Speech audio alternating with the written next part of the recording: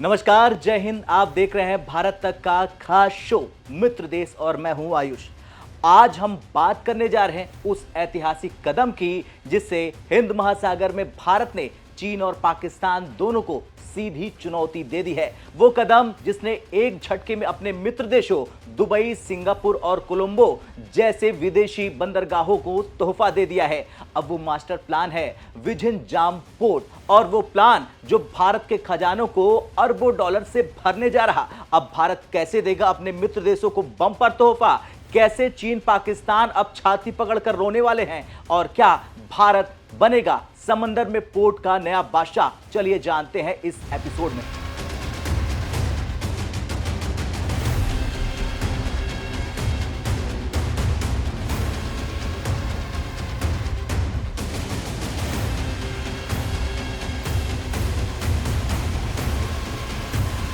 दरअसल केरल के तट पर बना विझन जाम इंटरनेशनल सी पोर्ट केवल एक बंदरगाह नहीं, ये भारत की समुद्री आत्मनिर्भरता का प्रतीक है। ये उस युग का आरंभ है जब भारत अब अपने ट्रांसशिपमेंट कार्गो के लिए दुबई, कोलंबो या फिर सिंगापुर पर निर्भर नहीं होगा। अब भारत निर्भर तो नहीं होगा, लेकिन इन देशों को बड़ा तोहफा जरूर देगा, कम समय में और उचित लागत के साथ। यानी कि भारत खुद एक ग्लोबल शिपिंग पावर बन जाएगा। दरअसल 2025 के मई महीने में प्रधानमंत्री नरेंद्र मोदी ने विझन जाम पोर्ट का उद्घाटन किया और इसी के साथ भारत ने इतिहास रच दिया। यह भारत का पहला डीप वाटर ट्रांसशिपमेंट पोर्ट है जिसकी गहराई 20 मीटर से ज्यादा है। यानी दुनिया के सबसे बड़े जहाज यहां रुक सकेंगे। वो जहाज जो अब तक भारत के किसी बंदरगाह में नहीं आ सकते थे, ये वहां पर आ जाएंगे। ये गहरे समुद्र वाले बंदरगाह Adani ports and special economic zone limited द्वारा विकसित किया गया है, जो भारत का सबसे बड़ा पोर्ट डेवलपर है। यह परियोजना पब्लिक प्राइवेट पार्टनरशिप यानी पीपीपी मॉडल के तहत करीब 8,867 करोड़ रुपए की लागत से पूरी की गई। एक सफल ट्रायल रन के बाद 4 दिसंबर 2023 को इस पोर्ट को कमर्शियल कमीशनिंग सर्टिफिकेट मिल चुका था।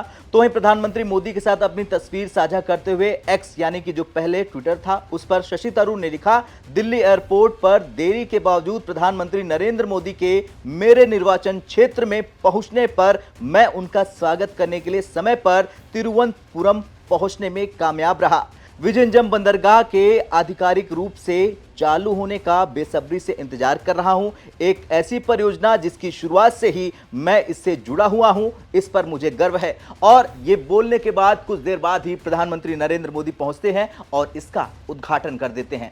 अब यहां आप ये सोच रहे होंगे कि ट्रांसशिपमेंट पोर्ट आखिर होता क्या है, तो चलिए समझिए। साधारण भाषा में समझे तो ये वो जगह होती है जहां बड़े कंटेनर जहाज अपना माल लाते हैं और वहां से उसे छोटे जहाजों में लोड कर स्थानीय बंदरगाहों पर भेज दिया जाता है। अभी तक भारत का 75% ट्रांसशिपमेंट कार्गो यानी जितना सामान भारत को आता जाता है वो श्रीलंका के कोलंबो, यूएई के दुबई बंदरगाह और सिंगापुर जैसे बंदरगाहों के जरिए होता था। यानी भारत अपने ही व्यापार के लिए विदेशियों पर निर्भर था। अब ये जान लेते हैं कि इसके ना होने से भारत को क्या क्या नुकसान होता था। दरअसल हर कंटेनर पर भारत को 80 से 100 डॉलर ज्यादा चुकाने पड़ते थे।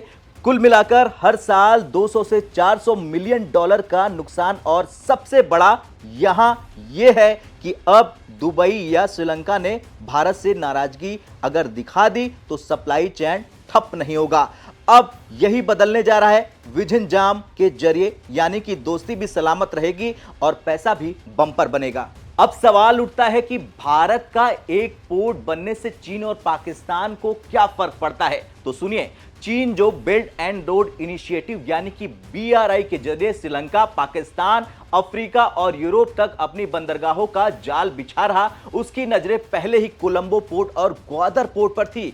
वहीं पाकिस्तान जो चीन के जरिए ग्वादर को इंटरनेशनल हब बनाना चाहता था, वो देख रहा है कि भारत ने विझन जाम जैसे पोर्ट से पूरा खेल पलट दिया है। ये पोर्ट सिर्फ ट्रांसशिपमेंट का पोर्ट नहीं है, ये एक स्ट्रेटेजिक चेक पॉइंट है। हिंद महासागर में भारत की पकड़ अब और भी ज्यादा मजबूत हो गई है। अब भारत न सिर्फ अपना व्यापार नियंत्रित करेगा बल्कि अपनी समुद्री सीमाओं की निगरानी भी आसानी से और यहीं से करेगा। विझन जाम की खासियतों के बारे में जानते हैं और क्यों है ये अनमैचेबल? दरअसल प्राकृतिक गहराई की बात करें तो इस पोर्ट में 18 से 20 मीटर तक की प्राकृतिक गहराई है। कोई भारी ड्रेजिंग की जरूरत नहीं होगी। लोकेशन की बात करें तो यह port international east west shipping root से सिर्फ 10 नॉटिकल माइल दूर है, यानी जहाजों के लिए बेस्ट पोजीशन। अत्याधुनिक टेक्नोलॉजी की बात करें तो भारत की सबसे ऊंची शिप टूर शोर crane, AI power traffic control और स्वचालित कंटेनर हैंडलिंग है। कनेक्टिविटी की बात भी कर लें तो नेशनल हाईवे सिर्फ 2 किलोमीटर दूर, रेलवे नेटवर्क 12 किलोमीटर और तिरुवनंतपुरम एयरपोर्ट सिर्फ 15 किलोमीटर दूर है। यानी समुद्री रेत से भराव की कोई समस्या नहीं है, कम मेंटेनेंस और ज्यादा ऑपरेशंस। अब बात करते हैं उस फायदे की जिसकी वजह से हमने कहा कि भारत का खजाना भरेगा। दरअसल हर साल भारत को $220 मिलियन की बचत होगी, क्योंकि अब कोई विदेशी पोर्ट नहीं लेगा बीच में एंट्री। निर्यात लागत में 30 से 40% कटौती हो जाएगी और इससे भारत के प्रोडक्ट की ग्लोबल मार्केट में कंपटीटिव कीमत बन जाएगी। इससे 5,000 से ज्यादा नौकरियां मिल जाएंगी। आगे चलकर 20,000 करोड़ के निवेश से 50,000 नौकरियों की संभावनाएं बढ़ जाएंगी। 4,500 करोड़ अब तक का निवेश है और 20,000 करोड़ आगे का होगा।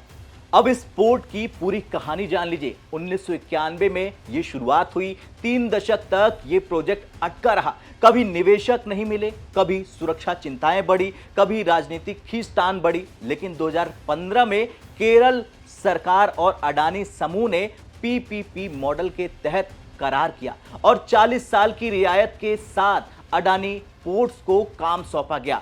2017 में ओखी तूफान आया, ब्रेक वाटर को नुकसान हुआ, फिर कोरोना आया, सप्लाई चेन ठप हो गई, लेकिन भारत ने हार नहीं मानी। 2024 में टेस्ट ऑपरेशन शुरू हुए और 2025 में भारत ने दुनिया को दिखा दिया कि अब हिंदुस्तान पीछे नहीं, आगे चलेगा। अब सवाल है 2028 तक क्या होगा? दरअसल इस पोर्ट की क्षमता 2028 तक 5 मिलियन TEU तक हो जाएगी, यानी भारत के लिए एक ग्लोबल ट्रेड गेटवे तैयार हो जाएगा। यह पोर्ट भविष्य में India, south east Asia, Africa और यूरोप को जोड़ने वाली एक नई समुद्री रीढ़ बन जाएगी। खैर, यह सिर्फ एक बंदरगाह नहीं है, ये भारत का जवाब है उन सबको जो भारत को कभी समुद्रिक व्यापार में पीछे समझते थे। यह जवाब है चीन को जो हिंद महासागर में हमें घेरने का सपना देखता है।